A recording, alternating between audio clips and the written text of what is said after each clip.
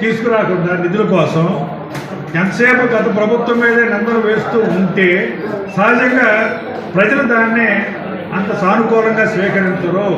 ఎందుకంటే హామీలు ఇచ్చింది మీరు అన్నీ తెలిసి. ఎందుకంటే చంద్రబాబు నాయుడు గారు 2029 వికసిత ఆంధ్రప్రదేశ్ అంటున్నారు, మోడీ గారు 2044 వికసిత భారత్ అంటున్నారు, అందులో భాగస్వామ్యం అంటున్నాం. మరి ఇవన్నీ అన్నప్పుడు ఆయన దూరదృష్టి ఉండి వ్యవహరిస్తారు అనేటువంటి ఇది ఉన్నప్పుడు మరి దానికి అనుగుణంగా మీరు మీ ప్రణాళిక మీరు ఏర్పాటు చేసుకోలేకపోయినా వైఫల్యమా అనే ప్రశ్న కూడా ఎదురవుద్ది.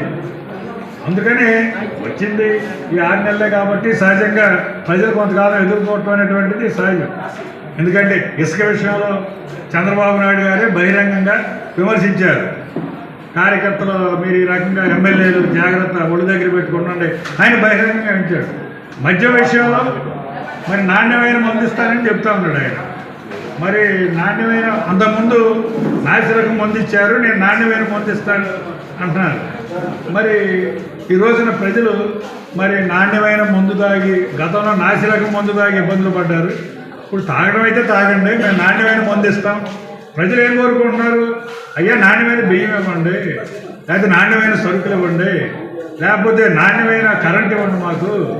అంతేగాని మీరు ఈ రకంగా ప్రతిదీ కూడా ఏదో గత ప్రభుత్వం మీదో వాటి మీద పొలిటికల్గా చేసుకోండి. దాన్ని ఒక రాజకీయ పార్టీగా విమర్శ చేసుకోవటాన్ని ఎవరు తప్పట్టరు. కానీ ఏ ప్రజలకైతే మీరు నిర్దిష్టంగా హామీలు ఇచ్చారో వాటిని నెరవేర్చాల్సిన ప్రజలు ఆశిస్తున్నారు. వాటిని నెరవేర్చాల్సిన బాధ్యత మీ మీద ఉంది. రాష్ట్రానికి నిధులు, అది పోలవరం కావచ్చు, లేకపోతే అమరావతి కావచ్చు, ఇంకా రకరకాల నిధులు కావాలంటే కేంద్ర ప్రభుత్వం మీద ఒత్తిడి తీసుకురావాల్సిన బాధ్యత మీ మీద ఉన్నది.